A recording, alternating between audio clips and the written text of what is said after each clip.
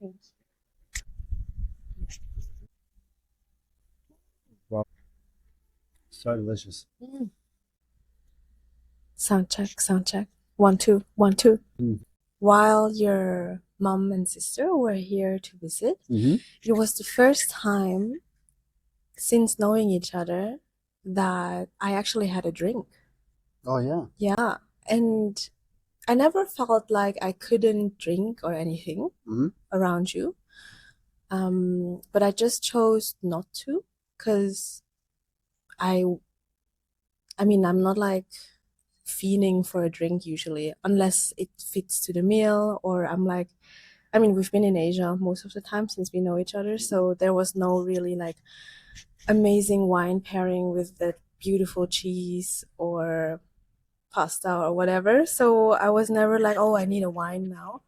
But while your family was here to visit, I was like, oh yeah, I want a wine with my food, or I want to have a drink because everyone else was having a beautiful summer drink as well. And I just missed the taste maybe of a certain drink. Um, but I mean, as you know, I wasn't like getting drunk or anything. Not at And all. my question is, how did it feel for you? Was it weird? Were you like, oh, that's actually nice? Or did you even not even notice? Because until I brought it up right now. Yeah, well, to be honest, I didn't really even notice. Of course I did, but it wasn't anything that registered in a way of negativity or questioning or anything. I saw it, and what it represented to me was that you were enjoying the moment for what it was, and I trusted choices and decisions that you make uh, aligned to you, and it was beautiful to see.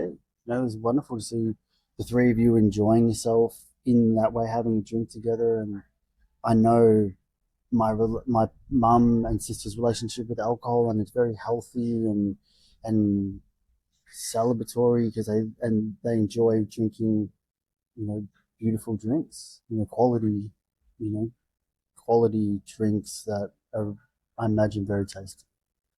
So it was wonderful to see, really, and beautiful that you've also felt comfortable enough to be able to partake in that way. I think it's interesting, even though I haven't drunk in such a long time. I before I even stopped drinking, I knew that there was nothing wrong with alcohol. It's just your relationship with it, and that's personal to you, as my relationship with alcohol is personal to me. And so I don't look at anybody drinking as a bad thing, because if it's working out for them, honestly, then great. If it's not, then that's for them to sit with, not me. I've done my time, and it keeps it very healthy, because of course, like, I don't have anywhere near the stamina as what I used to have. I mean, you know what it's like. It gets to like 9 o'clock, and I'm like, that's a wrap. Like, I want to go home and go to bed. Um, and so I just, even if I wanted to, I don't think I don't have the energy to be out all night. And it gets to a certain point where I go, well, you know, there's people repeating themselves, or like I've got a few signs and signals, and I just go, well, yep, seen a few of those, and now it's time to call it a night, kind of thing. So I feel very grateful, that I can be around. I like it when I'm around people who enjoy what they drink. Mm. They might have a select drink it's kind of like their signature drink. I really enjoy watching Lindsay and how she knew what she wanted. I know my mum knows what she wants, and it was really cool to see you go, oh yeah, I'm gonna drink this, try this, and I'll take one too, kind of thing. So yeah, I think it's like anything. If you're gonna do it, have some intention, have your thing. I mean, of course, like, we were in the hotel room, like that nice hotel and resort thing, and it was like, there was a character at the bar, and I always, I just made up a story in my mind, about who he was and where he's from and what he does and things like that. And he was having a drink by himself and waiting on somebody and stuff like that. So yeah, I mean, I still like romanticize and do a little bit of imaginative storytelling in my mind about certain things, but yeah, I don't have any negative connotations towards alcohol or anybody drinking it. Yeah, I really felt that as well. I never felt uncomfortable.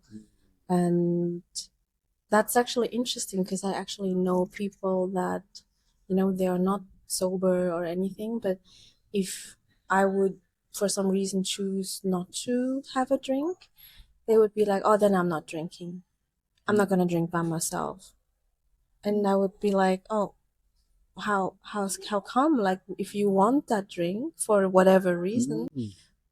have it. That's I kind of feel bad now that you made me responsible for you not enjoying that drink, right? It's like maybe I felt tired or I wanted to not drink for whatever reason. I don't even remember, right? And yeah, I never had that feeling with you that I couldn't drink because you're on your sober journey, Mm. right? And yeah, that's really beautiful. That shows that you really are doing it for yourself Yeah, and for your own relationship with it.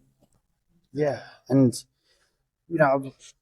I've worked with guys who are showing introspection towards their own relationship with alcohol, and I can tell there's other people who have reached out, and I can tell that they're trying to understand their relationship more and things like that. And so I get it. Like, I absolutely get it on a very deep and personal level. And so I also try and bring that philosophy into a lot of areas of personal discovery and mental health and awareness. And you just be like, what is my relationship to this? And ultimately, like, what is my relationship to myself? Um, because it's something that I always keep coming back to, because it's something that I cannot overlook because of the experiences I've had and the work that I've done, is that the relationship we have with ourselves is the most important one that we have in this life. Mm. And that looks different and sounds different and feels different to everybody. But getting to know yourself on that personal level, it changes the whole experience. It on so many different levels. And I've said before in other areas that I feel that it's, being able to have access to different modalities, different opportunities to introspect and self assess and analyze in a very like nurturing way is a privilege in this day and age. And I think it's so powerful that I mean, I work online and we do stuff in person and whatnot. And, we've facilitated retreats and workshops and all, and, people from all around the world. It's like, this is amazing. And it's so people on their individual journey of introspection, relationship building to self. And so I think it's amazing. And, you know, that journey is, as I've said, the most important one I think one can ever go on.